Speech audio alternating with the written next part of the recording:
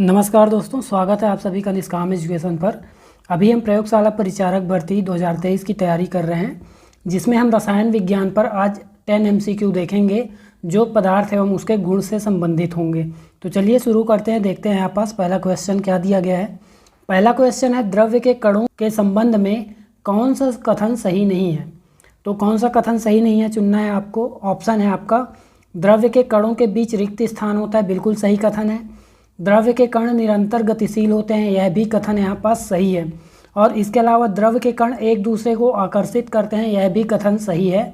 तो ये तीनों ही कथन सही है। द्रव्य के कण एक दूसरे को आकर्षित करते हैं, जिसके कारण क्या होता है, यहाँ पास द्रव्य है, ठीक है, द्रव नहीं है, केवल द्रव नहीं बल्कि द्रव्य। द्रव्य मतलब क्या होता है, पदार्थ होता है जिसमें हम ठोस, द्रव, गैस तीनों अवस्थाओं को देखते हैं। तो तीनों अवस्थाओं के जो कण होते हैं वे एक दूसरे को आकर्षित करते हैं, जिससे उसकी आकृति निश्चित हो पाती है। आकृति जो है निश्चित हो पाती है, लेकिन गैस की आकृति निश्चित नहीं होती, क्योंकि इनके कणों के बीच आकर्षण कम होता है और इनका घनत्व तो कम होता है, जिसके कारण इसकी आकृति निश्चित नहीं हो पाती है। तो ये तीनों ही कथन सही है। तो यहाँ पास नहीं पूछा गया, इसलिए ऑप्शन डी यहाँ पास करेक्ट आंसर हो जाएगा, इनमें से कोई नहीं। इसके बाद नेक्स्ट क्वेश्चन देखते हैं। यहाँ पास अगला क्वेश्चन है, यहाँ पास स्थिर ताप पर गैस की निश्चित मात्रा का दाब उसके आयतन के, ऑप्शन है, अनुक्रमानुपाती होता है, व्युत्क्रमानुपाती होता है, या फिर बराबर होता है, या इनमें से कोई नहीं। तो देखिए यहाँ पास इसका जो दाब का नियम है कि P अनुक्रमानुपाती होता है 1/V के, और ये किसका नियम है, बॉयल का नियम है। इसके अनुसार अगर सॉल्व करेंगे तो PV = K, यानी K क्या है यहाँ पास, नियतांक है। इसका मतलब यहाँ पास समझ में आ रहा है कि व्युत्क्रमानुपाती होता है। ऑप्शन बी यहाँ पास करेक्ट आंसर है। इसके बाद नेक्स्ट क्वेश्चन देखते हैं। यहाँ पास अगला क्वेश्चन है, स्थिर दाब पर एक गैस के निश्चित मात्रा का आयतन उसके परम ताप के समानुपाती होता है, यह किसका नियम है। तो यह क्या बॉयल का नियम है, चार्ल्स का, या फिर गेल-लुसाक, या फिर एवोगाद्रो। तो अभी हमने बॉयल का नियम देख लिया, ठीक है, बॉयल का नियम अभी हमने देखा, दाब और आयतन से संबंधित था। यह नियम है आपका चार्ल्स का।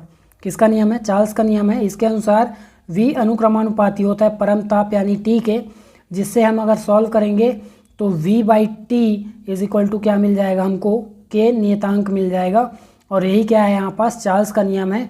इस स्थिति में क्या होता है कि केवल आयतन और परम ताप ये नियत नहीं होते हैं, स्थिर नहीं होते हैं। इसके अलावा दाब होता है वह क्या होता है, स्थिर होता है। इसके अलावा गेल-लुसाक का नियम क्या कहता है कि गेल-लुसाक का नियम कहता है P अनुक्रमानुपाती होता है T के, और यह किस स्थिति में होता है, स्थिर आयतन के स्थिति में।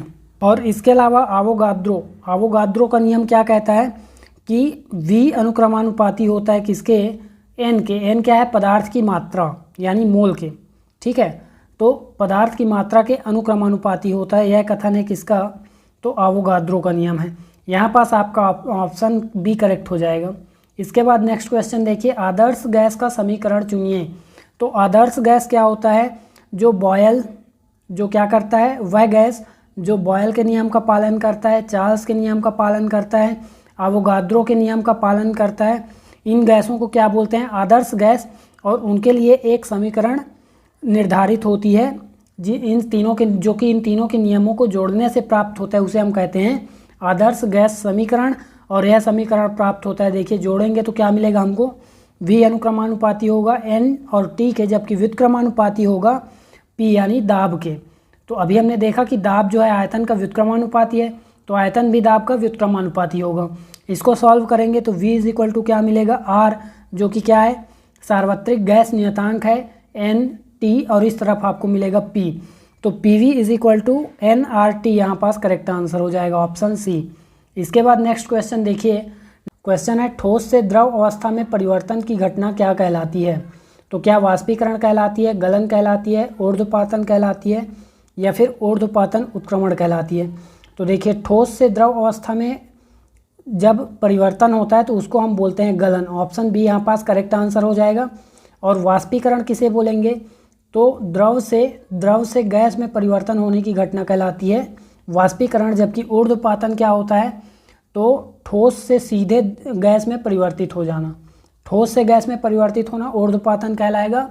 जबकि ऊर्ध्वपातन उत्क्रमण क्या कहलाएगा, इसी का विपरीत कहलाएगा, यानी गैस से किस में परिवर्तन होना, ठोस में परिवर्तन होना ऊर्ध्वपातन उत्क्रमण कहलाता है। इसके बाद नेक्स्ट क्वेश्चन देखिए यहाँ पास नेक्स्ट क्वेश्चन है, निम्न में से कौन सा कथन यहाँ पास सही नहीं है पूछा गया है। ऑप्शन है पदार्थ की अवस्थाएं केवल तापमान द्वारा निर्धारित होती हैं, बिल्कुल गलत कथन है। केवल तापमान द्वारा नहीं बल्कि तापमान और दाब दोनों के द्वारा निर्धारित होती हैं। इसके अलावा पदार्थ की अवस्था में परिवर्तन उसके रासायनिक संगठन में भी परिवर्तन होता है। तो देखिए पदार्थ की अवस्था में परिवर्तन क्या है, एक भौतिक परिवर्तन है, इससे उसके रासायनिक संगठन में परिवर्तन नहीं होता है, यह कथन भी गलत है। इसके बाद जिस ताप पर ठोस पिघलकर द्रव बनता है उसे क्या कहते हैं, क्वथनांक कहते हैं। यह कथन यहाँ पास गलत है क्योंकि ठोस पिघलकर द्रव बनता है, इस कथन को हम बोलते हैं गलनांक। इस कथन को क्या बोलते हैं, गलनांक बोलते हैं। जबकि जब द्रव उबलने लगता है उस तापमान को हम बोलते हैं क्वथनांक, और जब द्रव जम जाता है तो उसे हम बोलते हैं हिमांक। तो इन तीनों को याद रखिए, क्वथनांक, हिमांक और गलनांक। तो इसका करेक्ट आंसर क्या हो जाएगा, ऑप्शन डी। इसके बाद नेक्स्ट क्वेश्चन देखिए, निम्न में से कौन सा पदार्थ की एक अवस्था नहीं है। ऑप्शन है ठोस, प्लाज्मा, द्रव या फिर इनमें से कोई नहीं। तो देखिए हम क्या जानते हैं कि पदार्थ की कितनी अवस्था होती है, 3 अवस्थाएं होती है, ठोस, द्रव और गैस। लेकिन इसके अलावा प्लाज्मा भी एक अवस्था है, चौथी अवस्था क्या है, प्लाज्मा। इस अवस्था में क्या होता है, कण अत्यधिक ऊर्जा वाले और अत्यधिक उत्तेजित होते हैं। कणों में क्या होता है, अत्यधिक ऊर्जा होती है और अत्यधिक उत्तेजित होते हैं क्या, कण, पदार्थ के कण अत्यधिक उत्तेजित होते हैं। इसके बाद और आयनीकृत गैस के रूप में होते हैं, क्या होते हैं, आयनीकृत गैस के रूप में उपस्थित होते हैं, इसे हम क्या बोलते हैं, प्लाज्मा बोलते हैं। इसके अलावा जो 5वीं अवस्था है, 5वीं अवस्था को बोलते हैं BEC मतलब बोस आइंस्टीन कंडेंसेट। और ये क्या है, सामान्य वायु के घनत्व, सामान्य जो वायु का घनत्व होता है उसके 1,00,000वें, ठीक है, 1,00,000वें भाग का जो घनत्व होगा वायु का, 1,00,000वें भाग जितने कम घनत्व वाली गैस को बहुत ही कम तापमान पर ठंडा करने पर क्या मिलता है, हमें BEC अवस्था मिलती है, यानी बोस आइंस्टीन कंडेंसेट की अवस्था प्राप्त होती है। तो ये 5 अवस्थाएं हैं द्रव्य की।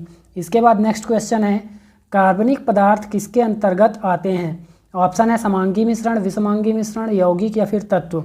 तो देखिए कार्बनिक पदार्थ आते हैं यौगिक के अंदर, ठीक है, रासायनिक संगठन जो कार्बनिक पदार्थ है वो यौगिकों के अंदर आते हैं। जब हम पदार्थ का वर्गीकरण करते हैं तो हमें 2 प्रकार से मिलते हैं पदार्थ। कितने प्रकार के मिलते हैं, 2 प्रकार के। एक होता है मिश्रण जिसमें अशुद्धि होती है, मात्रा निर्धारित नहीं होता है। और इसके अलावा मिलता है शुद्ध में आप 2 प्रकार से पुनः बांट सकते हैं और मिश्रण को भी 2 प्रकार से बांट सकते हैं। मिश्रण क्या होगा, समांगी होगा, विषमांगी होगा। जबकि शुद्ध को बांटेंगे तो ये तत्व में बटेगा और यौगिक में। शुद्ध रूप में कितने प्रकार के होते हैं, तत्व और यौगिक होते हैं। तो ये 2 प्रकार के हैं। और तत्व कौन कौन से होते हैं, तो तत्व में धातु होता है, मेटल होते हैं, अधातु होते हैं, ठीक है, और उपधातु होते हैं। धातु, अधातु और उपधातु होते हैं। और यौगिक में क्या होता है, कार्बनिक और अकार्बनिक होता है। तो कार्बनिक के अंतर्गत, कार्बनिक किसके अंदर आएगा, यौगिक के अंदर आएगा। इसके बाद नेक्स्ट क्वेश्चन देखिए, नेक्स्ट है, एक ही प्रकार के विलायक में घुले विलेय पदार्थ को पृथक करने में किस विधि का प्रयोग होता है। ऑप्शन है क्रोमेटोग्राफी, आसवन, ऊर्ध्वपातन या फिर क्रिस्टलीकरण। तो इसका करेक्ट आंसर हो जाएगा क्रोमेटोग्राफी। एक ही प्रकार के विलायक में घुले विलेय पदार्थों को पृथक करने में उपयोग किया जाता है। इसके उपयोग से क्या करते हैं हम, रक्त से जो ब्लड में अगर नशीले ड्रग्स चले गए हैं उसे पृथक करने में प्रयोग किया जाता है। इसके अलावा जो डाई होता है उसमें रंगों को पृथक करने में उपयोग किया जाता है, रंगों को पृथक करने में भी इसका उपयोग किया जाता है। इसके बाद नेक्स्ट जो क्वेश्चन, नेक्स्ट ऑप्शन दिया है आपका आसवन। आसवन भी एक पृथक्करण की विधि है। इसमें 2 घुलनशील द्रवों के मिश्रण को अलग करने के लिए प्रयोग किया जाता है जिसके क्वथनांक अलग हों।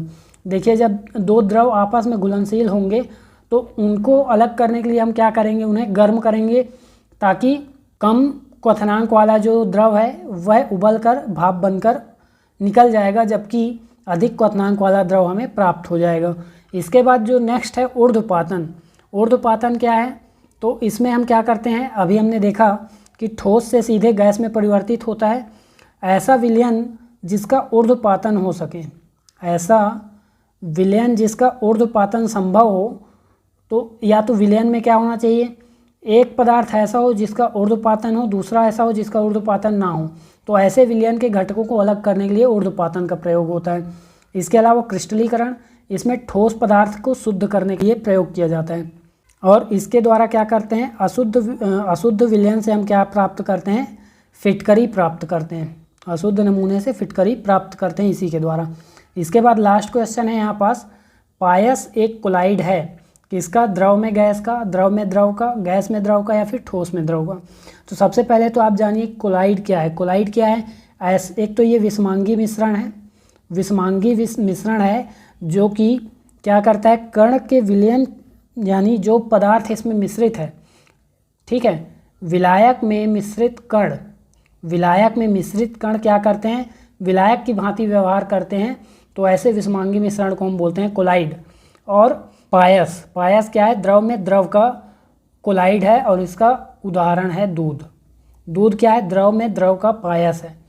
इसके बाद नेक्स्ट क्वेश्चन है, जो नेक्स्ट ऑप्शन है द्रव में गैस का। तो द्रव में गैस का आपका एग्जाम्पल क्या हो जाएगा यहाँ पास, शेविंग क्रीम। शेविंग क्रीम मतलब द्रव में गैस मिश्रित है, और गैस में द्रव का कोलाइड मतलब गैस में आपका द्रव मिश्रित है, इसको बोलते हैं। इसका जो उदाहरण आएगा कोहरा, बादल, ये सभी क्या हैं, इसके एग्जाम्पल हैं। और इसके अलावा ठोस में गैस का पायस कौन सा हो जाएगा, तो रबर, स्पंज, ये सभी क्या हो जाएंगे, ठोस में गैस का पायस हो जाएगा। इसी के साथ जो ये केमिस्ट्री का पहला MCQ सेशन था ये समाप्त होता है। और इसी प्रकार के वीडियोस के लिए जुड़े रहिए चैनल से।